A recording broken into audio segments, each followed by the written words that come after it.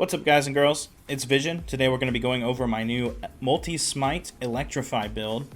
This is showcasing the new unique item Aurelis that was added in 0.8.4. This adds lightning damage to your spells and melee attacks. It gives you 1 to 2 points in Multistrike and Smite. 100% chance to cast Smite after you Multistrike and hit a boss or rare enemy. And really that's the big selling point of this build, because normally your Multistrike would not be able to proc swords on a single target, as you see here on the training dummy, which is not a rare or a boss. But this makes your single target and monolith much stronger, also on shade fights, boss fights, etc. The sword also adds Electrify on melee hit and increased Electrify effect, and that's what we're going to be scaling here, the damage over time component. We'll do a quick rundown through the skills. Multi-strike. The first thing you're going to want to do is rush for the smite up here, converting your swords to smites. When you're leveling, you definitely want to do this. I did the opposite while leveling. I rushed the attack speed first, and even though this is important to have, your damage will come online much sooner if you just rush for the smite. So we're going for Way of the Sword here to travel. This gives you stack duration and a little bit of extra melee physical damage, which doesn't matter too much because we're scaling lightning and damage over time.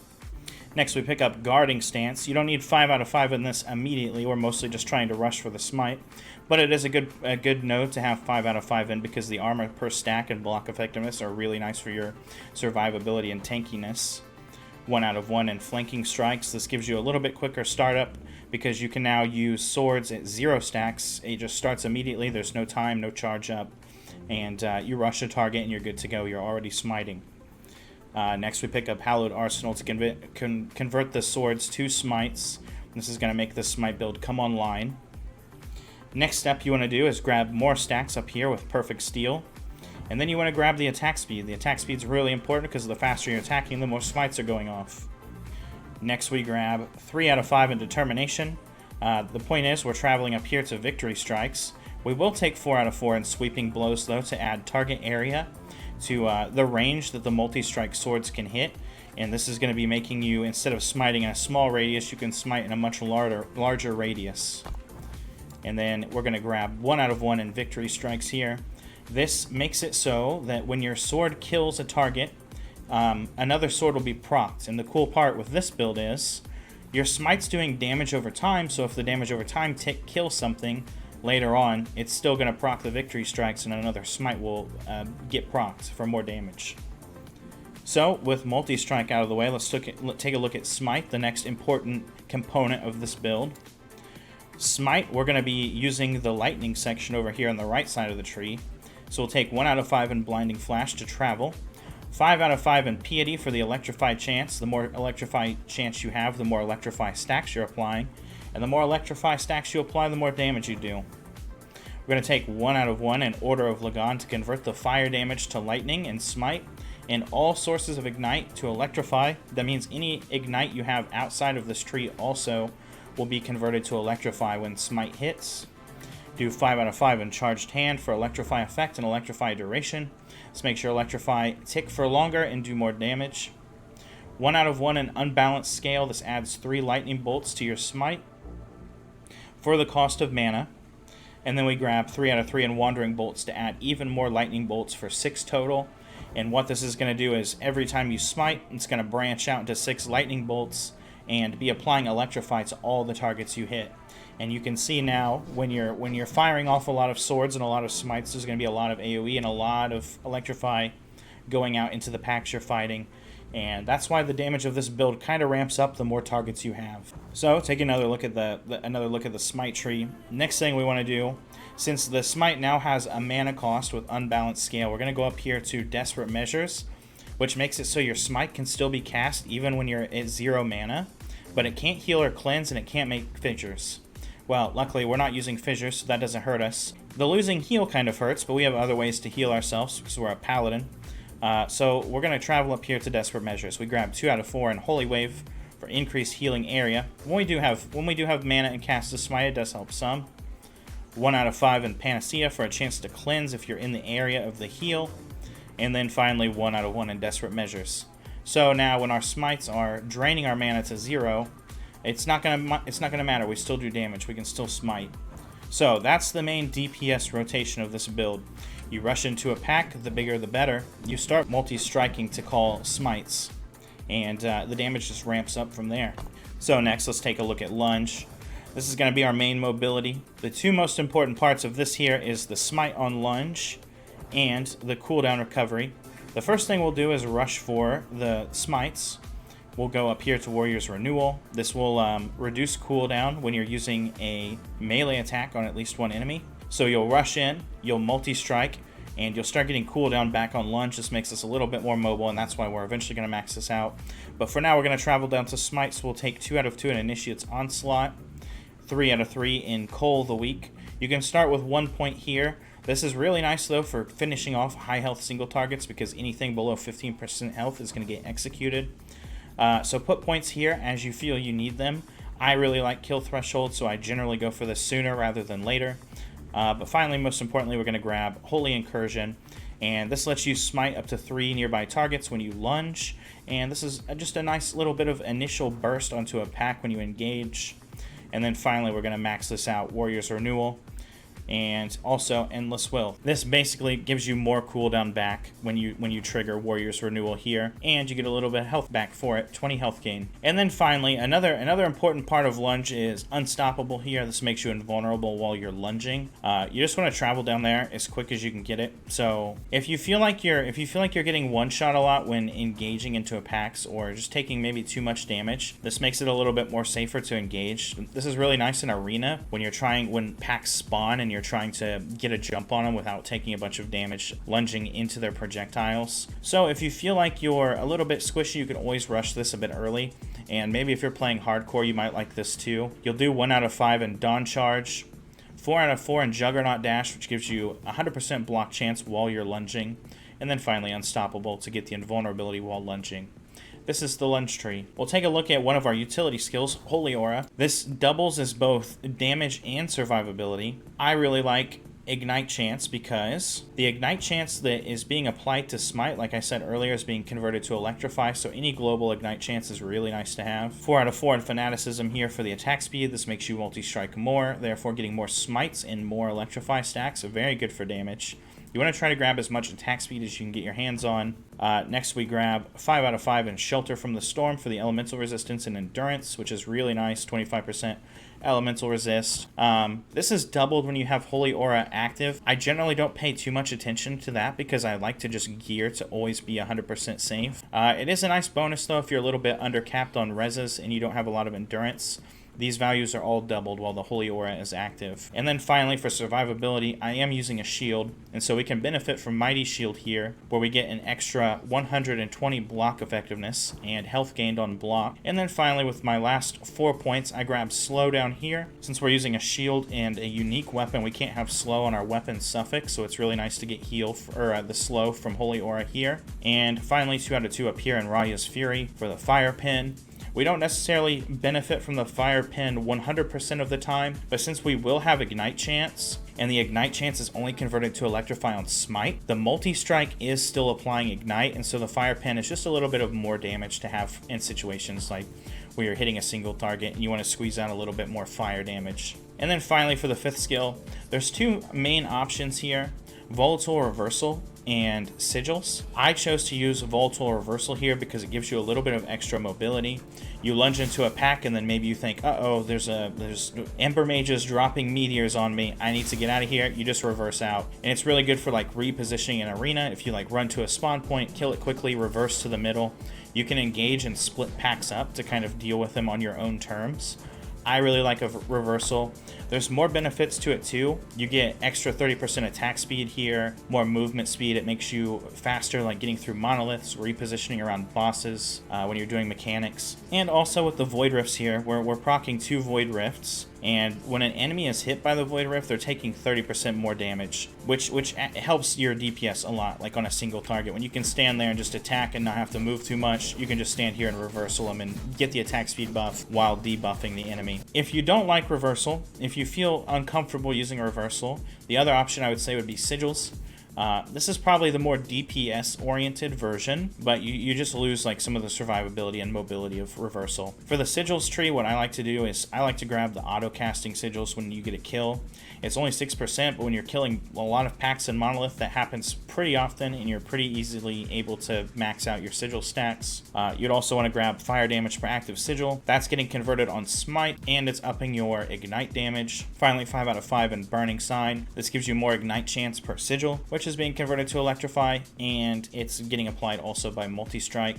Next, you'd want to go up here and try to grab your 4th sigil. You can do 2 out of 5 in armor per sigil, 4 out of 5 in duration, and then you grab the extra sigil. And then you should have a couple points from there to spend where you want to. In that case, you'd probably want to grab more duration or armor per active sigil. And that's that for the skill trees. Next, we'll take a look at passive points. We'll do a quick look at the Sentinel tree. I like to grab a lot of vitality because it gives you a lot of health. You want to try to get as much health as you can for in-game just because it gives you more wiggle room. If you're taking like big hits, it's a lot easier to recover from it. So I did 8 out of 8 here in Fearless. And then I did splash 1 point into Gladiator for the 3% block chance. I'm using a shield, and you only need the 1 point for the block, so it's a really nice pickup. 5 out of 5 in Armor Clad for the reduced damage taken from nearby enemies. Wherever you can find sources of damage reduction, it's really nice to have. It's pretty rare, and so this is a pretty solid pickup. 5 out of 5 in Valiant Charge. This gives you even more cooldown recovery on your Lunge, which lets you go through Monoliths a lot faster. In Arena, it lets you reposition a lot sooner. Next, we do 5 out of 5 in Time and Faith for the 25 health gain on hit and 10 mana gain anytime you use Rive, Vengeance, Smite, or Multistrike. This is really nice for building your mana pool back up to use Holy Aura or Lunge.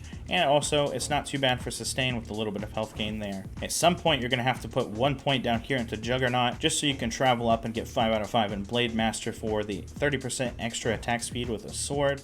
Really, attack speed is very good for this build because we're trying to stack as many ailments as possible. Next, we'll take a look at Forge Guard. I just splashed 1 point down here into Steel Aegis for the 2% block chance. Take a look at the Void Knight tree. At some point early on, around level 50 or so, you're going to want to put 5 points into Abyssal Endurance, so you can pick up Volatile Reversal. At some point, you'll want to come back and get 10 out of 10 out of this for the health and the Void Res and the physical res. Just do this when you feel like you can spare the points. We are going to be getting a lot of damage from the Paladin tree, so it's going to be kind of a tough choice to come back here. But if you feel like you're taking too much Void or physical, this could be nice to splash the last 5 points into, fill this up, and finish off your res capping. Alright, next we'll take a look at the Paladin tree. Paladin tree, what I grabbed first is the 8 out of 8 in Conviction for the increased physical fire lightning and physical fire lightning pin. This is all around good for us. We're doing the lightning, we're doing the fire with the ignites. I grabbed 1 out of 5 here for the block chance in Honor, 10 out of 10 in Valor for the health, 7 out of 7 in Holy Symbol. The necrotic res is huge, almost 50% and 49 health. Pretty nice to have. 8 out of 8 in Faith Armor. This works really well with the Sentinel chest piece and helmet. This gets you very close to crit avoidance, if not cap you with the 2 pieces. At the top of the tree, we want Reverence of Duality and Light of Raya. We want to max this out as quick as we can because this is going to give you more move speed and kind of squeeze out more lightning and fire damage here. And then you'll want to max out Reverence of Duality too for the increased health, which is really nice, increased damage, increased mana. And in the process of all of this, anytime you have to move up a tier and need more points somewhere, 7 out of 8 here was what I have so far, but you'll want to max this out. Defiance, the attunement, also scales our damage. Since Smite's damage scales with attunement, it's also scaling the Electrify by 4% per point of attunement. So this is a nice stat to have. If you can pick it up, you don't need to dump points into attunement, but it gives you a little bit of extra damage so it's not wasted. And the elemental res is nice to have on top of that. And Holy Aura, you're getting pretty close to cap just with this passive and Holy Aura up. So that's that for the passive trees. Take a look at gear now. Your main stats to look out for. We're using a lot of uniques in this build. You don't have to use this. I felt that Stormtide was really nice because the shock effect is applying shocks and reducing enemy lightning res, which makes them more vulnerable to the Electrify stacks. The Wing Guards are really nice too for the attack speed. It makes it really nice to apply a lot of ailment stacks. The downside of using the 2 uniques in this these slots is that we lose hybrid health, which is a pretty nice stat to have. We only have that on belt now. or you can only get it on belt. But I think that Paladin overall gets a lot of health. I think in the top end, this build's going to be reaching 3,500 HP, around that. And losing a little bit of health from the hybrid health, it doesn't hurt you too much. And I feel like the Stormtide Shock and the Wingguard's attack speed kind of make up for that. It gives you a little bit more damage. Of course, we're using the sword here, Aurelis. The whole build is built around this sword. It's really nice to have. You can level without this, though. You can't equip this sword until level 50, and I still felt like the build was pretty good during leveling, even without this. You're really just missing out on the single target damage. But at that point in the campaign, the enemies aren't so tanky that you can't deal with them or manage them. Other than that, the building's pretty standard. We're looking for hybrid health on belt, percent increased health. You're looking for percent increased health on chest, and percent armor would be nice to have. Vitality and attunement are also great. Vitality, wherever you can get it, is nice for the extra health. Vitality would be good on helmet also, and the percent increased health. Where you're getting your damage, I think, is the most unique and important about this build, and that is the increased elemental damage over time that you can get on rings, belts, relic, amulet. The increased elemental damage over time is scaling both the ignite and the electrify, and the roll range on it goes much higher than just lightning itself. So you'll see, like on this relic here, the lightning damage can only roll up to 60% at a tier 5. The tier 5 increased elemental damage over time can roll up to 110, and so that's really nice to have. You want to grab elemental damage over time where you can, and then your next stat that you would look out for is just flat, regular damage over time, because that's scaling the ignite and the lightning, the electrify. And then if you have room, if you're like sealing a exalted item, you can try to get also lightning damage sealed for a 5th damage stat or a 3rd damage stat on an item. And that's that for gear. I'll have a build planner down in the description too with what your ideal gear might look like, but that's the basic rundown of this. Next we can take a look at the idols here. For the idols, the vitality, we're using ornate and grand. For the grand idols, you can get increased damage over time on the prefix, which is really nice. The suffixes, we're doing chance to ignite on high health because, like I said, the ignite's getting converted to electrify, and you can get that suffix on the grand and the ornates here. On the ornates, it rolls up to 40%. For the prefixes, that's where there's the most variance. Grand, you're grabbing increased damage over time, like on this one, and for the ornates, you want vitality. They roll up to 7. That's that for the big idols. Next, we'll take a look at the humble idols. For the humble idols, I like to grab vitality and poison res here, and if you can get a couple good poison res suffixes here, you only need poison res on one of your rings. And then finally for the smaller ones, increased damage over time and poison res on the Terran idols. Those are your ideal idols. Next we'll take a look at blessings. Some blessings to look out for. If you're having trouble with the res cap, it's sometimes nice to grab resistance here from the blessings, but once you get that situated on gear and passives and that sort of thing, you can start replacing these out for more damage-oriented blessings. A couple that I would say look out for. Chance to ignite on hit from Black Sun's really nice. Also, lightning resistance shred from Lagon, if you can find a high roll, is really good. The cool part about lightning resistance shred is it differs from shock in that you can double dip. So your shock stacks from like Stormtide boots are reducing enemy lightning resistance, and then you can even shred beyond that with lightning resistance shred. They're separate ailments, so you can drop the enemy lightning resistance way down and get a lot of extra miles out of your electrify stacks. Other good blessings to look out for: all resistance is really nice to have. You get so much crit avoidance from your gear and passives that you don't need to worry about that. All res kind of shores up the weaknesses that you might have in resistances, and makes it so you have to use fewer suffixes to reach your special breakpoints. Other good blessings to have are frailty or chill, for example. Since we're using the unique weapon, we can't have chill on our suffix, so we have nowhere we're getting chill from. And the chill is really nice to debuff enemies with the reduced attack and cast speed, so you can just grab this from a blessing. Frailty you can use. Frailty can also be easily crafted onto like your relic or your amulet, but if you're having trouble getting that, Frailty is a safe pickup to have. Also, any flat armor or percent armor, block effectiveness is all really good with this build. It makes you much tankier in the end. You shouldn't have too much trouble with endurance, especially if you're using a wing guards and getting endurance from these. But if you wanted to pick up an endurance blessing from here, you could also do that. All right, so that's the rundown on how to play the build. We'll take this through a quick monolith, and I'll give you the rundown of how to play it and what it looks like in action. So you can play with your Holy Aura on auto cast if you'd like to. And it's basically you just charge into a pack, the bigger the better. You start multi-smiting. Reversal anytime you get yourself in trouble, get yourself out, and you're just trying to pull large packs The more enemies we have here, the better it's going to be for us, because the more damage we're doing. Occasionally you'll run into issues like Spires not counting as rare or boss enemies, so your single target damage is a little bit lower on those. But other than that, bosses and rare enemies are just going to get shredded by you. Especially if you can drag other packs over to help you fight them, basically. So we're going to go find these 2 patrolling gold elementals. I've been overall really happy with this build. It's been a lot of fun to play. I've been waiting for a long time to try Electrify. And this was my first Electrify build, and it feels really fun. I really like the lightning effects on the Smite. I think they look really nice. Yeah, you see this. It's a rare enemy, so we're getting the Smites on the single target, and it feels pretty great. If you're getting hung up on a single target and having a little bit of hard time burning it down, don't forget to Volatile Reversal to put the damage taken debuff on him. And it also gives you a little bit of an attack speed steroid too with that 30%. Feels really good. So we'll show you. We'll pull over a big pack here to this boss. And we lunge in, get the Smites, and then we just go ham. Pretty nice. I hope you guys play this build and have fun with it. This character is extremely... The gear is not min-maxed at all. And I think this build does have a really high ceiling on where you can push it. I think I could easily get over 3k health on this, easily, and then some. And I'm missing, if you saw in the prefixes, I'm missing a lot of damage stats also, like damage over time on some rings here. Damage over time on Relic would be great. Lightning penetration on Amulet would be great. And so you can see the damage can even be pushed a little bit beyond this. I feel like it definitely has a high ceiling. You can push pretty deep into Empowered. Paladin naturally is very tanky with all the free stats and the health scaling.